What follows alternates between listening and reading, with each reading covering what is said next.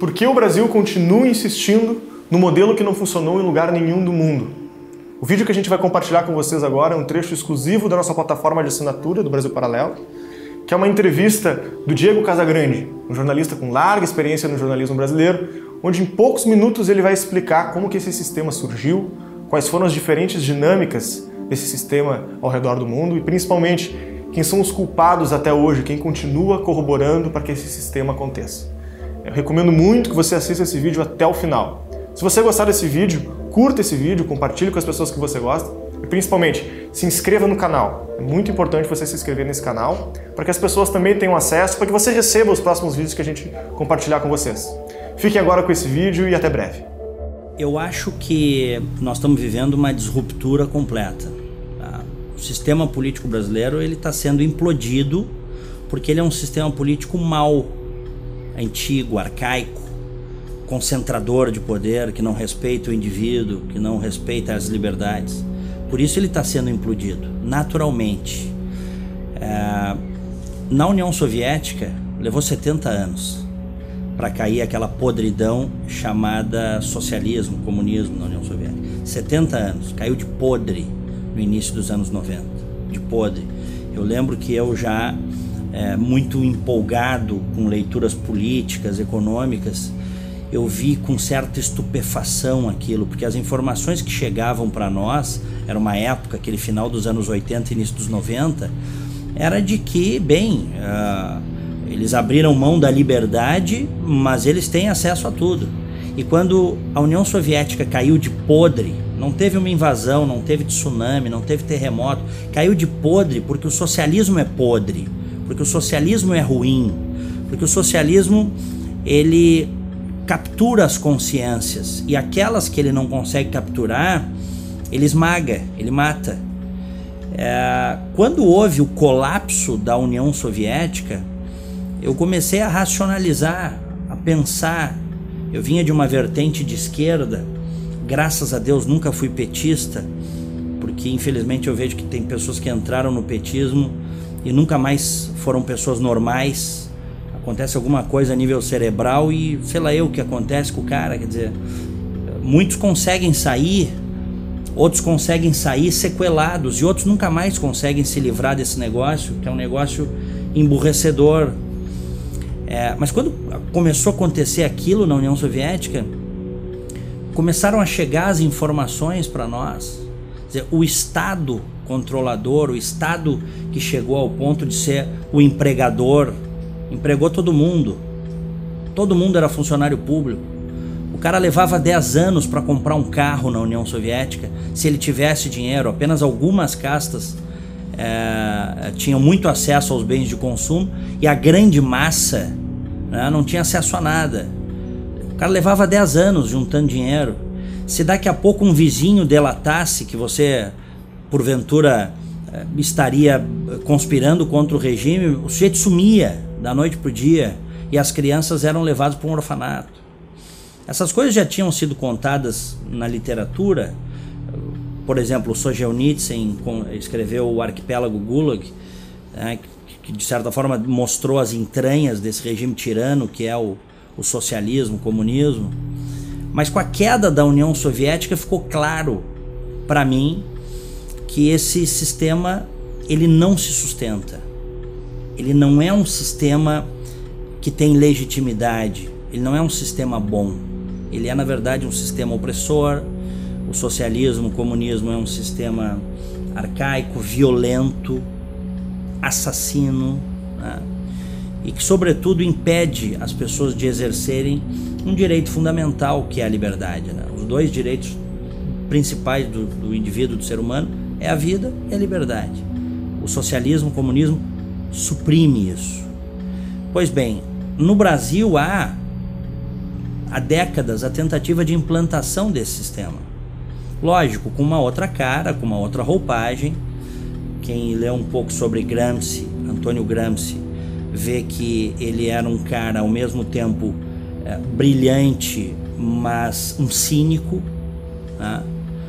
porque ele criou metodologias para que o socialismo, o comunismo predomine culturalmente na sociedade e não por meio das armas, da força. E há décadas tem grupos que tentam fazer isso no Brasil, implantar isso no Brasil, aproveitando que nós historicamente temos uma cultura relativista. Isso no Brasil é uma coisa histórica. Nós não temos instituições fortes, saudáveis.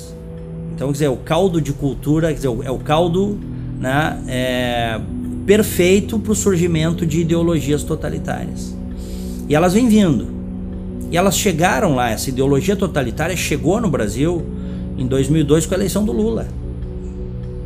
Mas eu sabia, eu já como um crítico ferrenho do petismo, da esquerda, do socialismo, comunismo, eu tinha absoluta certeza que a hora da verdade ia chegar.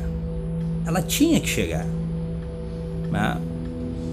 Eles eram muito mentirosos, eles eram muito corruptos, eles são corruptos. Mesmo num momento lá, no segundo mandato do Lula, em que ele chegou a ter 80% de aprovação, segundo as pesquisas, talvez até fosse menos, mas a gente tem muita manipulação, mas houve um momento em que mesmo pessoas que eu conhecia, pessoas boas, honestas, corretas, em determinado momento chegaram para mim e disseram: não, o homem é bom, o homem está fazendo a coisa certa. Cara, eu tinha fé que ia cair a máscara. Pessoas corruptas, más, pessoas que não acreditam na liberdade, nunca podem estar fazendo a coisa certa. E a hora chegou. E quando é que essa hora chegou?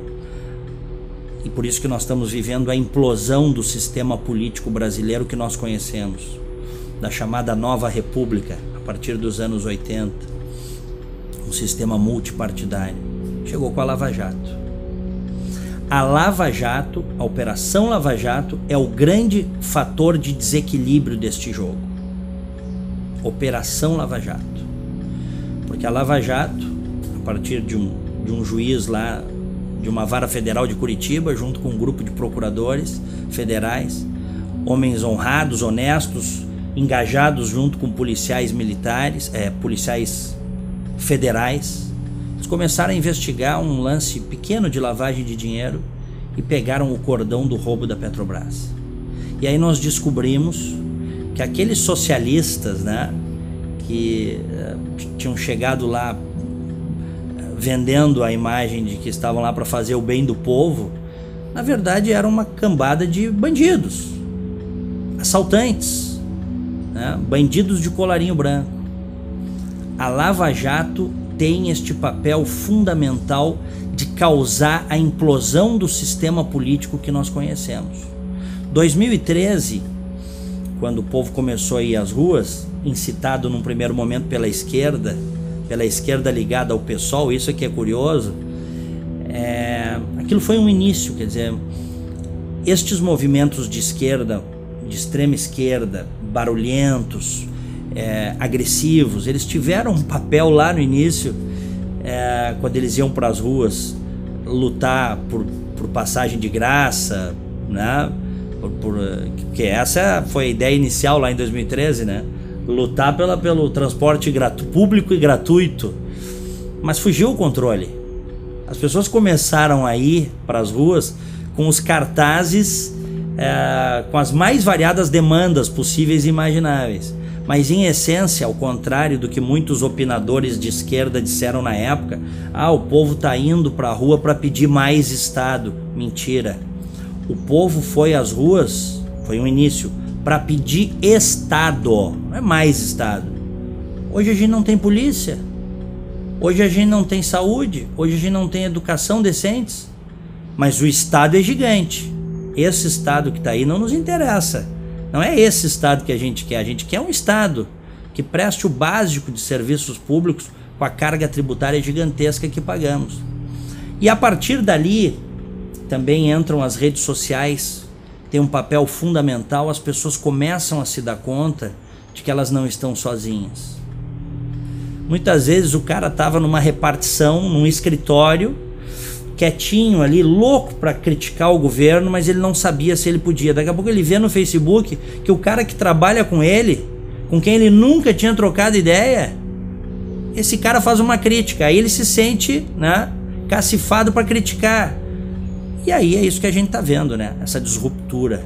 Hoje as pessoas nas redes sociais, na própria mídia, começa a ser de forma muito contundente. Na vida, nas famílias, no trabalho, as pessoas estão começando a dizer o que pensam. E isso é fundamental para um novo momento, para um novo país que nós queremos.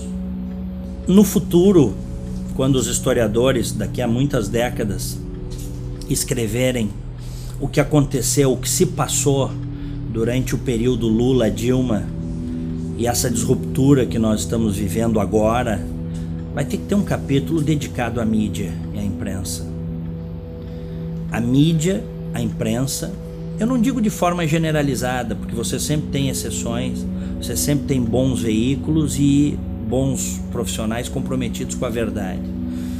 Mas uma parte considerável da mídia brasileira foi cúmplice desse projeto criminoso de poder, ao não ir fundo para mostrar do que se tratava, ao deixar passar batido o currículo das pessoas que foram para o governo, né?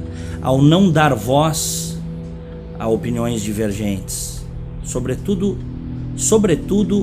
nos dois governos do Lula e na primeira metade do governo Dilma. A imprensa foi cúmplice, parte dela. Vamos pegar o caso de Pasadena.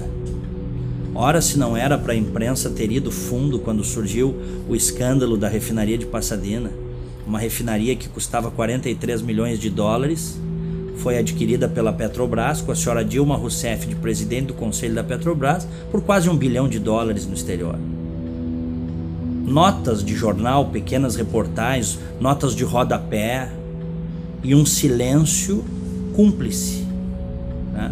Por vários interesses, eu não tenho dúvida, e também por ideologia. Há setores da mídia que têm seus interesses ligados ao governo, historicamente. Há outros setores da mídia brasileira que são ideológicos, fazem isso por realmente, sobretudo dentro de redações, por acreditarem que o projeto para o Brasil é um projeto de esquerda, que não deu certo em lugar nenhum do mundo. Então, no futuro, quando for contada a história deste momento, podem ter certeza, a mídia também irá para o banco dos réus. Agora, esta mesma mídia que eu estou, né, fazendo essa avaliação aqui, e eu tenho 26 anos de jornalismo, então eu posso atestar isso, a minha crítica é uma crítica feita por dentro. Esta mesma mídia também, quando decidiu sair da zona de conforto, sair da neutralidade, mostrar as coisas como elas verdadeiramente são, sobretudo a partir da Operação Lava Jato, início de 2014, bem, aí esta mídia, esta imprensa fez toda a diferença, que é como tem que ser. Em países livres, nas democracias ocidentais, a liberdade de imprensa é um pilar, né, inarredável. Ninguém mexe com a liberdade de imprensa. Mas a imprensa tem que fazer a sua parte. A imprensa tem que ser investigativa, a imprensa tem que dar espaço para as opiniões variadas. E o que a gente viu nas últimas décadas, infelizmente no Brasil, foi um predomínio, né, do pensamento de esquerda dentro da mídia, dentro das redações, no rádio, na TV, no jornal. Isso foi muito nocivo para o país. Isso foi muito nocivo para a sociedade brasileira. Em qualquer lugar civilizado do mundo, você tem pelo menos duas correntes de pensamento, né? Você tem a esquerda e você tem os conservadores. Varia de acordo, evidentemente, com as idiosincrasias regionais, mas em regra é isso. No Brasil houve um momento, sobretudo, né, nesses últimos 15 anos, diria até um pouco mais, porque se a gente pegar Fernando Henrique Cardoso, ele também é um homem de esquerda, né? Com posições modernas em algumas áreas, mas posições absolutamente retrógradas em outras áreas. Se a gente parar para pensar, nós temos aí um predomínio de quase 25 anos da esquerda no governo brasileiro, um quarto de século no poder.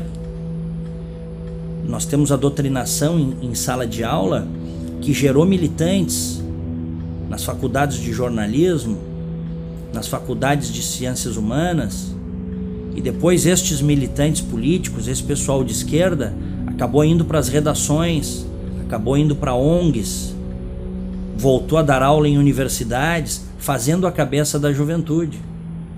Eu, por exemplo, nunca fui apresentado a nada que não fosse de esquerda dentro da faculdade.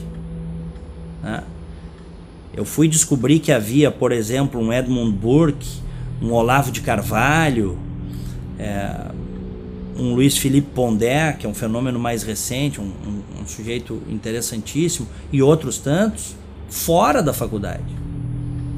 A faculdade brasileira, a universidade brasileira, ela infelizmente, como ela está constituída nas últimas décadas, ela existe para formar militância, principalmente na área de humanas, para formar militância de esquerda.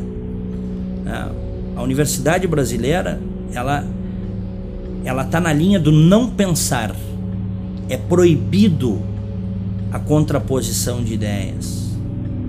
Eu tenho ficado muito impressionado porque isso começa a mudar. Essa é a minha impressão positiva.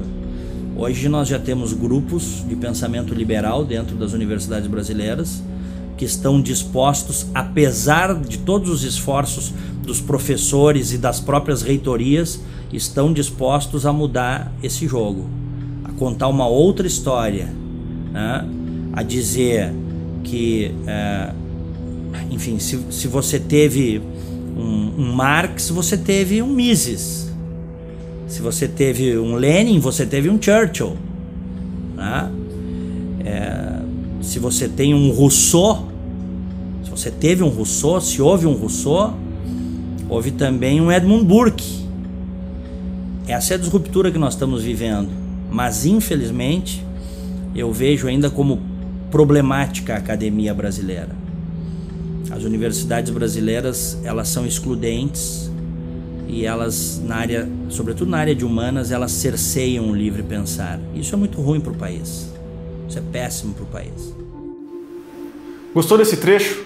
Então, para assistir ele na íntegra, entra no site do Brasil Paralelo, assine e seja membro. Lá você vai encontrar mais de 800 vídeos como esse, organizado por assuntos, dos mais variados temas sobre política, história, economia, tudo que é importante para a nossa expansão de consciência.